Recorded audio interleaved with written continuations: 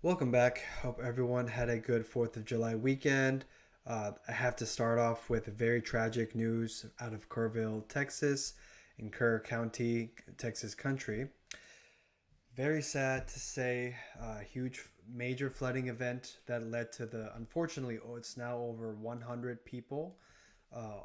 Death toll over 100 people in Kerr County flooding in Texas Hill Country, due to a massive flash flood that swept over was called Camp Mystic, where is an all girls camp, where a few hundred people were camping. So prayers to everyone involved. This was a massive tragedy over the weekend, and so unfortunately this number is over 100 now. So um, just a major catastrophe in the July 4th weekend, and some information here from the flooding. Right, Camp Mystic in Hunt, Texas, which is about 17 miles west of Kerrville, and many reports of missing adults in the aftermath of heavy rain caused by Guadalupe River, and this flash flood caused the river water level to rise from 7 feet to nearly 35 feet in a matter of hours. And honestly, I read that it went up that far in a matter of 45 minutes to an hour on early Friday morning. So it's just a tragic event, and um, everyone is grieving right now, and Texans are trying to rally together uh, to help each other out, find potential more victims, and to hopefully save anyone who may still be alive. So, from this AP article, according to National Weather Service, so flash flood is flooding that begins within 6 hours and as often as little as three of heavy rainfall. And so the water level rise so quickly, people are caught off guard, and many people run into trouble. So unfortunately, that's what happened over the weekend. And I pray for the families involved, for everyone involved. And so the Guadalupe River in Kerr County, which is in Texas Hill Country, um, at least 10 inches of rain poured from the sky early Friday morning, and then fast moving waters along the river rose 26 feet or above in just 45 minutes before dawn. And unfortunately, the river washed away homes and vehicles. Danger was not over as more heavy rain was expected Saturday, and flash flood warnings and flood watches remained in effect. So, tragic news. Praying for those involved, and it's just all over. There's many families. More than 100 people are confirmed dead. Sadly, dozens are are reported missing, and just a terrible way to spend the 4th of July weekend. Um, and so I had to talk about that, and um, I had to begin with this. This is a very important period of time for Texans. Now, I'm happy to say Texans are really good at coming together in light of tragedy. Okay, so Texans, including Texans companies, state and local officials, and companies like HEB and what have you, they come together and they send out volunteers to help. And so, yeah, on Thursday afternoon, National Weather Service issued a flood watch, estimating rise up to 7 inches. Watch just means the conditions are not favorable, and people should be prepared. But watch was upgraded to warning overnight, a notice that impacted 30,000 people. And unfortunately, this flash flood happened within less than an hour that actually impacted the campsite. So God help all the people there. Unfortunately, many children. Out of 100 death toll, I mean, many of them are children. Okay, and this could be any of your children. This could be any of your family members. So nobody wants to see that. Um, so praying for those involved. Really tragic news. This young man here stood on his toes, balancing on an electrical box as floodwaters rose around him. So, yeah, devastating news, and just thought I have to send my prayers and begin today at least with this news. Uh, and so I read a report that in light of this news, local officials will be installing sirens and warning systems from now on in this area along the river, right? And this got me thinking that human beings typically do this when it comes to tragedies. Okay, what humans have done throughout history, okay, is they they come up with situations. They come up with a solution after a tragedy occurs. Okay, so humans usually can't predict everything, right? And so something's gonna fail. Tragedies happen, and then something changes. Okay, so now there's gonna be there will be sirens, there will be better alert systems. Whatever is humanly possible will now occur in this area and hopefully all over flood prone areas in Texas, which, to be honest, it's most of the southern Texas because it's a very low lying land below sea level. I don't know how far, but very low below sea level. Houston was flooded quite a few times just within the past few years. This downtown Houston, city of Houston, I mean, they get overwhelmed with floodwaters and heavy rainfall many times. Okay, and yeah, people have died as a result of that. Okay, that's terrible. Now, that leads me to that in throughout history, really tragedies happen first, then changes occur afterwards. Okay, because human beings can't predict everything. Okay, uh, everyone has a vision. Always there's an innovation, but at some point, some kind of a tragedy occurs, and in light of the tragedy, we learn, and then we create humans. We create steps to prevent such tragedies or to completely eliminate the possibility of tragedies. Right. So, for example, Titanic. Unfortunately, Titanic had to sink, and thousand plus people had to pass away tragically before lifeboats became a specific strict requirement on all ships. Okay, so that had to happen. I don't have to mention the number of terrorist attacks. Okay, that occurred before airport security became super strict and became a absolute must-have requirement for every single airport in the United States. Many people have died in car accidents. Car accidents happen all the time, but in the early days of motor vehicles, they were happening at an alarming rate. And that's because seatbelts were not mandatory at the time. And so once it was discovered that seatbelts significantly reduced the chances of death or major injury due to car accident, then the government made it mandatory for car manufacturers to include seatbelts in cars, right? So I'm not trying to make light of tragedy. Okay, I'm not trying to make light of any tragedy, especially not this flash flood. But this is what has happened throughout history. Humans had to experience some sort of tragic event, learn from it, and then make a change to prevent further tragedy or situation from occurring. Right. So that leads me to my next thing. So, as usual, we we live in a very politically weird climate, and the first thing we do is politicize everything today. Or I should say nowadays, especially on mainstream media. And this flooding disaster has become politicized as well, right? And what people are saying is that it's the fault of this administration, the previous administration, the lack of funding to National Weather Service or whatever. But the problem is that's essentially complaining and whining, but neither which is actually helping resolve the situation. Arnold Schwarzenegger, in a recent speech, said, quote, whining is a weakness, in which he was talking about the immigration laws and illegal immigration and the situation with that, which we all know about from last month. He mentions that whining is weakness and nothing in life happens from whining. And I completely agree. Okay. humans tend to want to find a scapegoat in light of tragic events.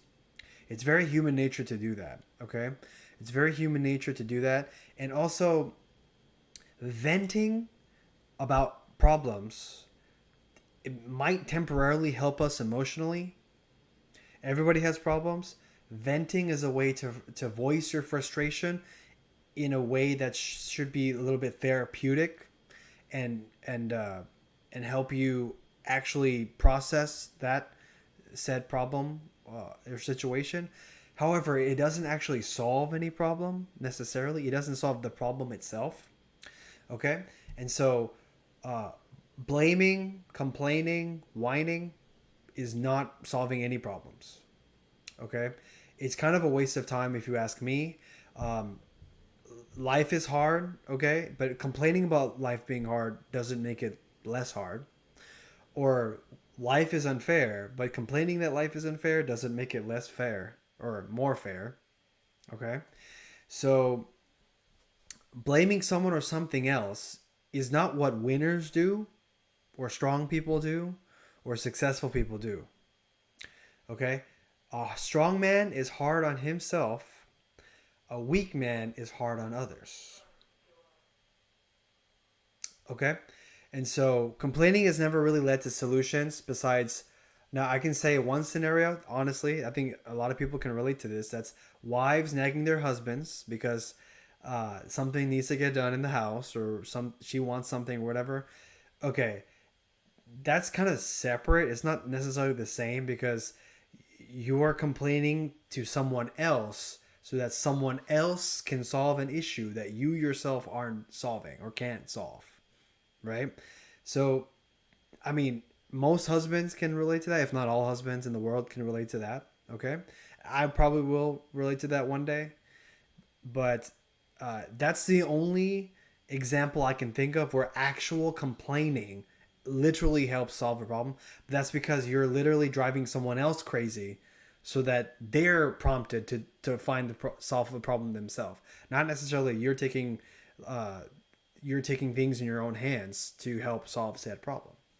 Okay, but besides wives nagging to husbands and whatever, typically complaining has never actually led to solutions. Okay, solutions come when a person isolates the situation from themselves, and then focuses on exactly what steps needs to be taken in order to solve said issue.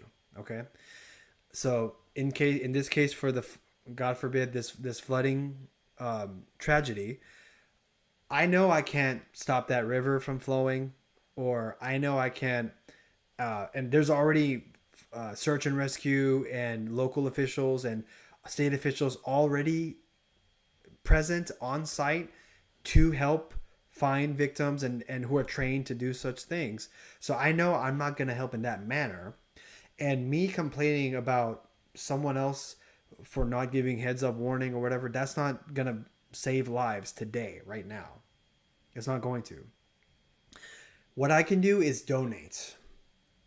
I can donate. I can go to GoFundMe, which I do for here and there. I go to GoFundMe, find situation that I can improve upon with simple money that I'm able to donate. And winners focus on what is in their control. They don't focus on what's not in their control. Okay, they don't worry about the market. They don't worry about other people. They don't worry about the political environment. They don't worry about who's president, how the job market's like. None of that. They simply put their head down and get to work on the solution. That's all. Okay, and so we've talked about this a lot, but every major successful person, every major successful entrepreneur, Jeff Bezos, Mark Zuckerberg, Bill Gates, etc., they all had to build their companies from the ground up, and all of them face very difficult situations and challenging circumstances, but they still overcome. Only because they have a clear vision and they don't worry about what's not in their control. They focus on the solution and the outcome. That's it. So God bless those who are affected by this tragedy. I'm very sad to see that, and I really pray that Texans can come together to help solve. Texans can come together to prevent any further loss of life, to prevent future tragedy of similar nature. Okay, I pray for all the families. God bless you, especially those who've actually lost people and lost, especially God forbid the young ones. I'm very sorry about that. Is I would never want anyone to go through that, and I myself would never, of course, wish that upon myself or anyone, especially for two young children. So yeah, we had to discuss this here, and I pray that the number one, I pray the infrastructure improves where that future potential weather alerts or weather events such as this is recognized as early as possible, and then whatever area is impacted, they are notified right away and they evacuate right away. Okay, I pray that happens. And I pray people come together before tragic events occur and find help each other, whether it's during a tragic weather event or not, and simply forget about politics and just focus on saving lives and preventing further loss of life, and that's it. Right? And also, there are people who are professionals whose job it is to save and rescue people from water, from flooding area, from disaster recovery, all of that. Actually, there are circumstances where trying to be a hero for an everyday person that's not trained or qualified for these things, that could actually lead to your own detriment. Okay? So I'm certainly not advocating for taking your own life, taking your own life as risk in order to help others or save others, because by doing so, your own life could be at risk, and that's not good either. However, anyone who can safely provide aid to others whose life is in peril should absolutely do so, right? Safely without jeopardizing their own life, of course, right? God bless all the heroes. God bless all the first responders, and also God bless the people whose life was lost. In fact, gentleman passed away while right here, gentleman, man dies saving family from Texas Hill Country. Um, his own family, I believe, was at risk of this flooding, and yeah, 27-year-old Julian Ryan's family member said the father, brother, and fiance died a hero. This is really sad to see. They were home in Ingram when floodwaters started rising along the Guadalupe River early morning, and when the waters started to rise, Ryan sprang into action, and through tears and shock, 27-year-old family member said the brother died a hero, and that will never go unnoticed. Wilson said that within 20 minutes, the water was up to their knees in the house. It started pouring in. We had to fight the door to get it closed to make sure too much got in. We had to get back to the room and started calling 911. And so they kept calling 911, but no one could get to them in time. By 6 a.m., he looked at me and the kids, and the mother-in-law and said, "I'm sorry, I'm not going to make it." And went back into the room and dialed 911. That's when Wilson, her fiance, punched out of a window to get her kids out and the mother to safety. It severed an artery in his arm and almost cut it clean off. And they kept dialing 911. And by 6 a.m., he looked at me and the kids and said, "I'm not going to make it. I love y'all." And this poor man's body was recovered hours later after the water receded. That's called dying a hero. And God bless this man. God bless his family. Man, it's tragic, and the regular everyday person cannot understand what someone like this is going through. There is no alternative. There is no second choice at the moment. When you're in the middle of tragedy, you have to make a decision, and the priority is the safety and the well-being of your own family, your own loved ones, especially if you have your own children and your own family and with you. Most guys would say that the priority, their safety comes first before the guy's safety. Now, everyone's safety is important. However, as a husband, as a father, as a son, as a brother, the safety and well-being of your family comes first. As a strong man, it just is. So, um, praying for the loved ones there, praying for the loved ones of all those who've been impacted here. Very sad story from this 4th of July weekend. And I almost went to Austin. I did not, but I mean, it was not for this reason. I didn't expect this rainfall to occur. So, God bless those. I'll pray people can come together in this trying time. Okay, if you can donate, please donate. There's GoFundMe pages for the Camp Mystic and those affected by Kerr County flooding. Okay, please donate if you can. And remember, winners focus on what they can control, not what they cannot. And tragic events usually precede changes and usually precede updates to major events or updates to standard safety protocols and everything that impacts people. Okay, so I pray that all future changes will safely protect people from any further major flooding to future floodings to occur. Okay, and I would recommend putting our politics aside when tragedy occurs and just sending prayers to those who've been impacted, sending thoughts and well wishes to those and families members impacted, and donating if you can, and positive vibes out there on social media. That's what I would really recommend doing in light of tragic events such as this. Again, prayers to all those affected. Stay strong, Texas. Texas is strong, and they are stronger together. Texans are much stronger together. So with that, I'll sign off here. If you liked this episode, please hit the like button, subscribe for more. Please come together, people. There's no need to fight. Life is hard enough. Okay, it doesn't matter. After the flood waters have receded, it's too late. Right? When the flood water rises, it's too late to blame him or her or whatever. It's just save life and send vibes and send prayers as much as you can. Okay? Cool. Okay, with that, signing off. Again, just remember, at the end of the day, just a little perspective.